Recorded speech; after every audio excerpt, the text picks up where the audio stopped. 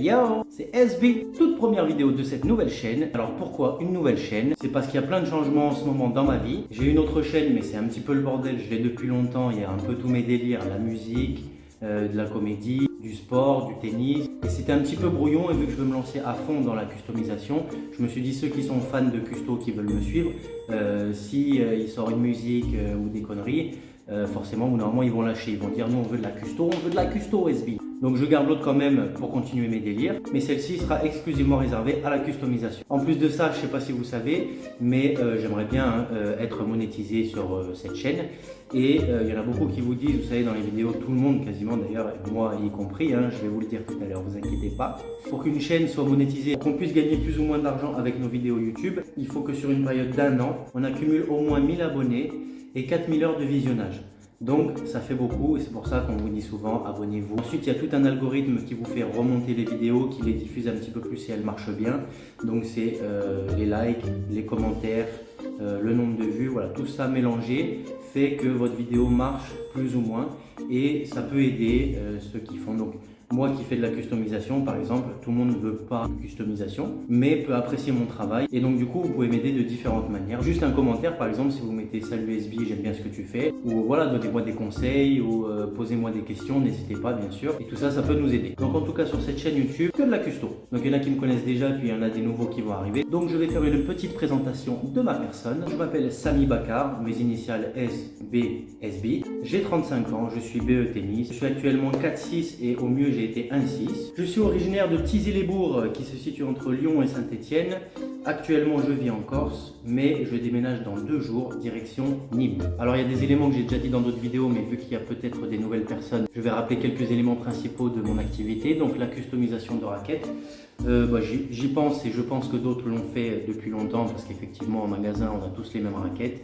Celle de Rafa, celle de Roger, elles ont toutes le même look même s'ils changent un petit peu chaque année. Et j'adore le bleu, voilà, personnellement.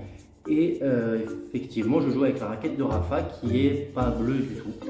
Donc je m'étais dit ce serait bien si je pouvais jouer avec une bleue. J'avais essayé la drive et voilà, il y a des sensations qu'on a avec des raquettes et pas avec d'autres. Donc ça trottait dans ma tête depuis peut-être mes 12 ans, je sais plus.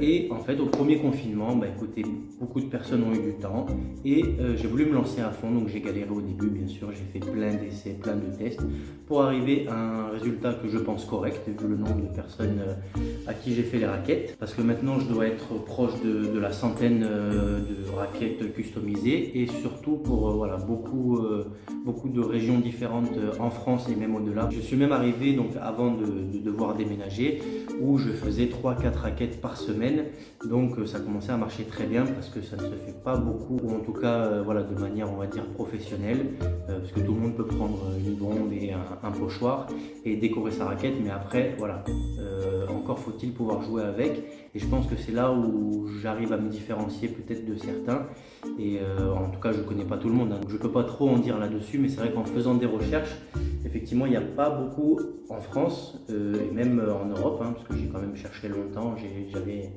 on avait beaucoup de temps à l'époque. En tout cas, j'ai pas trouvé beaucoup qui le faisaient.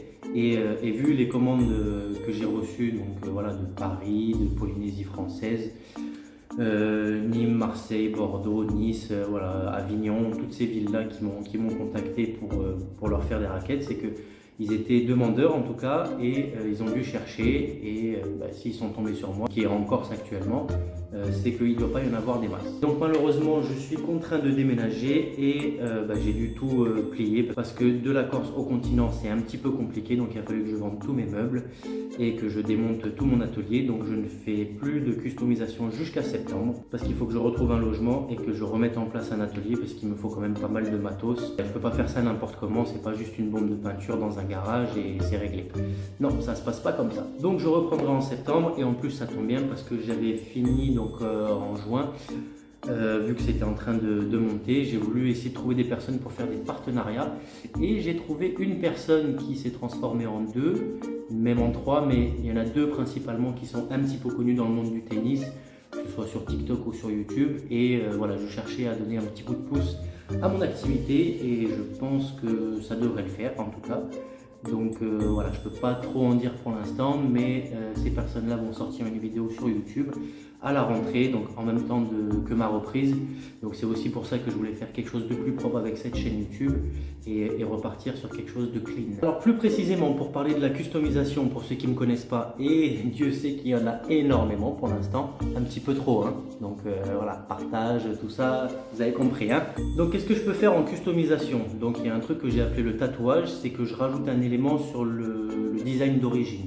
Voilà, par exemple, vous prenez votre raquette et vous voulez rajouter juste votre surnom quelque part. J'appelle ça le tatouage parce que j'ai pas besoin de poncer ou de faire toute la raquette, voire même de ne pas enlever les joncs ni le cordage. Donc ça peut être juste ça. Ça se fait déjà, mais je peux faire des designs sur le cordage. Ça peut être des raquettes pour de la déco, donc pour mettre dans une chambre, dans un club, ce que j'ai déjà fait notamment pour le tennis club des Hauts de Nîmes, pour la HDN Academy. Si vous passez par là-bas, vous pourrez voir peut-être ma réalisation. J'en ai fait pour des trophées, par exemple, pour une récompense aussi. Donc là, ce ne sera pas le même travail parce qu'il y a moins besoin de poncer. Je peux même peindre par-dessus les joncs ou le cordage. Ça peut être un cadeau. J'ai fait un cadeau de départ il n'y a pas longtemps aussi pour quelqu'un, un président de club. On m'a fait faire l'embout, vous savez, pour faire le toss. On m'a fait faire aussi sur le grip, sur les surgrips. Mais ce qu'on m'a demandé le plus, c'est la customisation complète. Donc ça peut être pour le tennis, le beach ou le paddle. Alors malheureusement je ne peux pas vous montrer paddle et beach parce qu'elles sont déjà dans les cartons, mais j'ai mes 3 raquettes de cette année. Donc j'en avais fait une un petit peu Blackfire avec une couleur caméléon, vous voyez un petit tatouage ici, le petit os avec mon logo. Celle-ci c'était un peu en mode étoilé, vous voyez il y a une étoile ici, les projections. On voit peut-être pas bien les couleurs, mais il y a du bleu, du rose, du violet un peu mélangé. Et là j'avais fait une petite étoile. Ici, bon, on ne le verra pas bien ici, mais j'ai pris un blanc et j'ai rajouté un petit peu de fluorescent dessus. Elle brille la nuit, donc ce serait peut-être plus pour une déco dans une chambre par exemple. Mais donc là, pas d'intérêt en plein jour et pour jouer avec. Mais voilà ce que ça peut donner. Et ici, j'avais fait mon nouveau logo où j'ai rajouté un petit rond. On rajoute un petit mot pour le beach parce que du coup, à force de faire des raquettes de beach, on m'a demandé de faire du sablage, qui est une technique un petit peu particulière pour rajouter du grip, pour pouvoir mettre les effets. Et apparemment, ça se fait pas trop non plus. J'ai été contacté par un des top 10 français qui me disait qu'il le faisait faire en Italie et que ça se faisait pas beaucoup. Et pareil sur internet, compliqué de trouver quelqu'un qui le faisait. Il y a des petits kits, mais ça tient pas bien. Donc j'ai utilisé un petit peu les produits que j'utilise pour les raquettes. Et donc pour ceux qui sont beachers et beacheuses bien sûr, je fais le sablage des raquettes de beach. Et je l'ai même fait sur une raquette de paddle parce que du coup il y en a beaucoup qui sont lisses et il y en a certaines qui ont du relief. Donc je peux rajouter du relief simplement. Mais je peux faire un sablage léger pour ajouter un petit peu d'effet.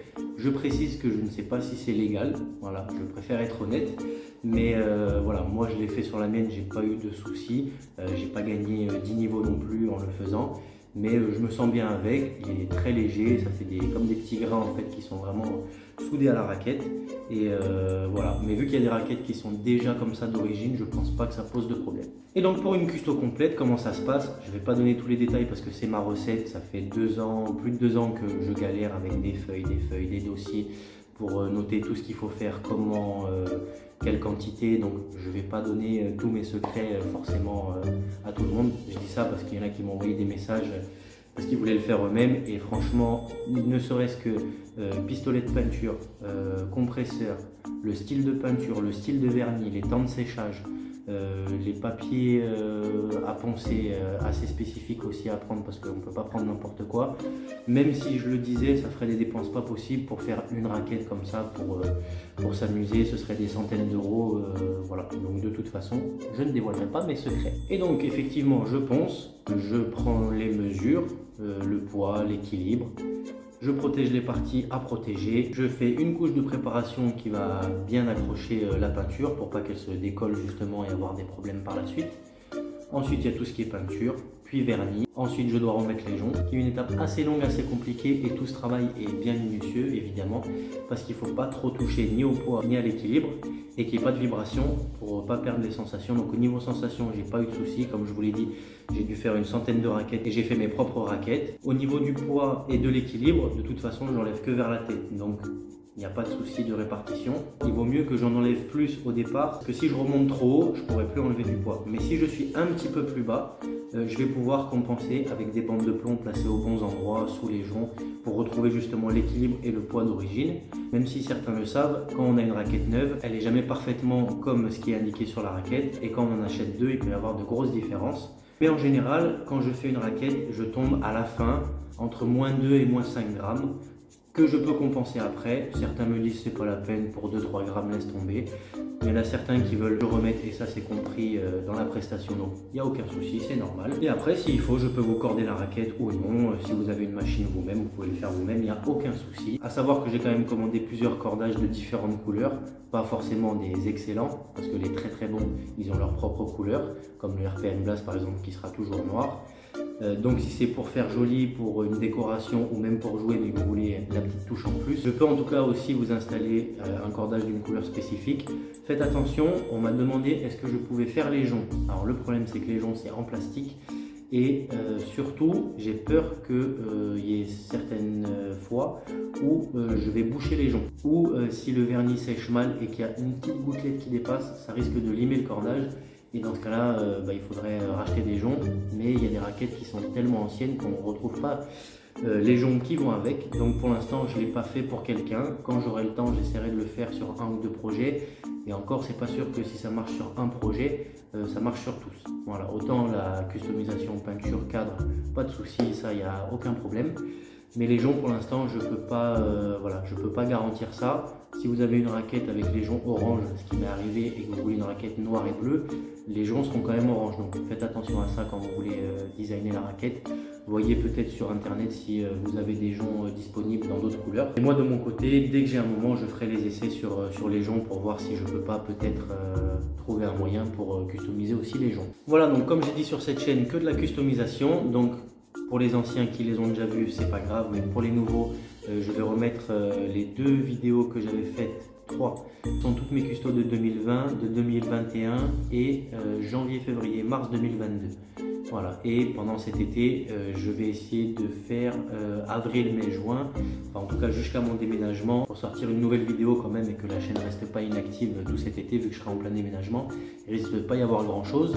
Ceci dit, si vous voulez suivre un petit peu mes aventures, parce que je suis prof de tennis, j'ai arrêté de donner les cours parce que la customisation commençait à bien marcher. Je vais voir si à la rentrée, je trouve peut-être quelques projets avec certains élèves, plutôt des projets personnels que vraiment dans un club, parce que j'aime bien vraiment le côté coaching, mais complet, c'est-à-dire entraînement, suivi de match, mental, physique, tout ça. J'aime bien m'occuper de moins de personnes, mais vraiment complète. Vous pouvez me suivre sur tous les réseaux sociaux, je vous les marquerai à la fin, donc Snap, TikTok, Instagram, Facebook. Et si vous voulez plus d'infos sur la customisation, j'ai fait un petit site internet rapidement, moi-même, tout seul, tranquillement. J'ai mis un petit système de réservation parce que je me suis rendu compte que voilà, si je faisais 4-5 projets dans une semaine, en fait ça rallonge tout. C'est-à-dire que pour une raquette, je mets environ 20 heures sans compter les temps de séchage. Et donc pour un total d'environ une semaine pour quand je la reçois ou quand vous me la donnez, si c'est pas par la poste, et quand je la renvoie ou quand je vous la rends. Mais si je fais trop de projets en même temps, ça rallonge tout ça, donc j'ai préféré mettre des places, comme ça vous pouvez voir si telle ou telle semaine c'est libre, pour pouvoir me confier votre projet, parce que ça se calcule forcément, notre raquette on s'en sert si on fait des matchs, si on a des tournois. Donc vous pouvez au moins prévoir à l'avance et bloquer une date pour être tranquille. Et donc là personnellement, pour moi, comment on va passer cet été, et bien écoutez, dans 2 jours je dois avoir vidé l'appartement. Je prends le bateau, ensuite ça va être recherche d'appartement, je vais faire peut-être 1 ou 2 tournois. Ensuite installation, appartement, remonter un atelier, racheter un compresseur parce que j'étais obligé de le vendre parce que ça prend beaucoup de place et assez massif, assez lourd. Ça, donc reprise en septembre avec des nouveaux projets, avec les 2 influenceurs tennis à qui j'ai fait des projets et qui devraient sortir leurs vidéos à la rentrée. Peut-être aussi quelques t-shirts, pareil pour ceux qui ne veulent pas se lancer dans la customisation mais qui aiment mon projet. Plein d'idées, déjà des personnes qui ont réservé, donc il y aura des nouveaux projets à la rentrée, ça c'est sûr. Sur ce, je vous dis à bientôt, prenez soin de vous et en attendant, restez fresh. Yeah.